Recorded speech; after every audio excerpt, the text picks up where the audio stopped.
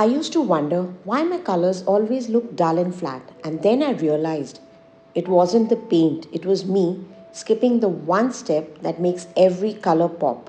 Hi, I'm Dr. Shazia, your paint buddy, and if you're looking for secret art tips, fun painting demos, and brutally honest art supply reviews, then stop scrolling and keep watching Conversations with Canvas. Can you believe it? We are almost at the end of the Alphabet Paint Challenge. And for letters U and V, yes, I'm going to be clubbing both of them together. I'm sharing that one step that actually made my paintings glow. An underpainting with a value study. Now I'm painting this simple pair, but will be painting two of them, one straight with the colors and the other with a value underpainting. I'm going to be using the same color mixes, but you're going to be seeing two totally different results. I'm starting off with the right pair where I'll be underpainting the values. Now here I'm using the super diluted paints to block in my darks, and instead of going in with the boring grays, I'm using a complementary color because how can I miss out the chance of bringing in some drama into my painting? And if you're wondering which colors work best for an underpainting layer, I've done a video which is called Toning Secrets Revealed, where I spill the juicy details on the different colors you could use as an underpainting layer and how they change the final outcome of the painting. I'm going in with 4 values for this painting. There's going to be one dark, one light, and 2 mid values. Now let me share a secret with you. The number of value you use in a painting totally changes how your painting feels in the end. 3 to 5 values in a painting and you get that loose, expressive, painterly look. You go in a higher range where you're using 6 to 10 values, realism sets into the painting. So depending on your style, you can decide how far you need to push the value scale. I prefer to stay in the 3 to 5 range as I prefer to keep my paintings bold and painterly. And if you're still trying to figure out how you can simplify a subject into a number of values, check out my video, Simplify Your Subject into Shapes, and that video is going to help you make squinting at your reference feel less like you're guessing it out and more like a concrete plan. With the values now all in place, you can see that I'm now laying down a super diluted wash of fluorescent pink for the underpainting. Now this gives the whole piece a little glam up from underneath. The underpainting now does two things.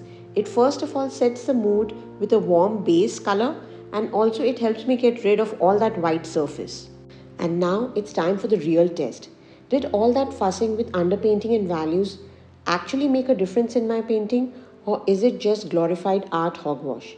Now I'm painting both the pairs with the exact same colors, same brushes, same brush strokes. So basically no cheating anywhere.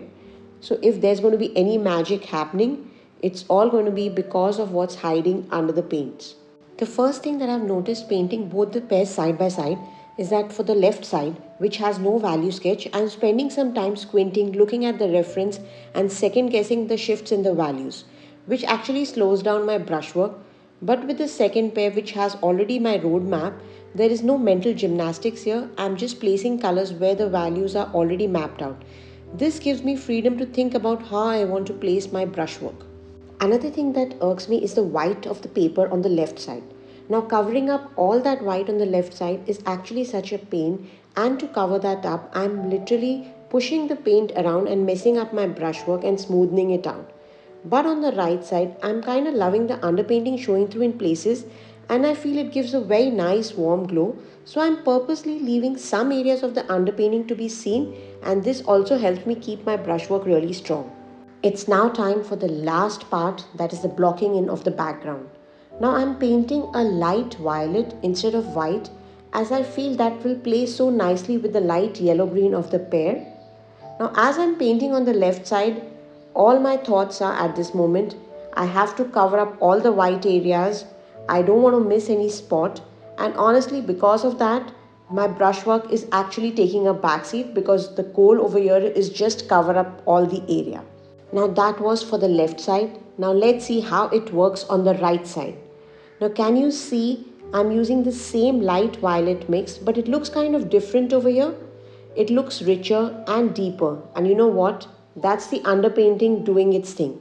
Also, I'm not worrying too much about here covering every spot, so I'm a bit more careful about how I place my brushwork. With the background done, I'm on the verge of completing this painting and on the final step, that is adding in the last bit, the pit, the stems, and all those tiny little details that make a painting look finished. Also, it's now time to face the big question. Was doing that value underpainting actually worth the effort and the time taken?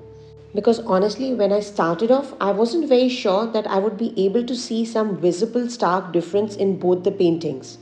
But as I look at them side by side, the difference is right there in my face. On the left, I can still see spot bits of the white peeking through. The background color looks kind of flat and dull. And overall, I just feel this painting needs a little more work than it is done over here. As for the right side, the background feels more richer, there's depth and warmth, and a subtle glow that makes this painting look way more finished than the left one. For me, the right one wins, but do let me know, are you team underpainting or team straight color? Also, until next time, take care, keep creating, and I'll see you soon for more art magic on Conversations with Canvas. Bye.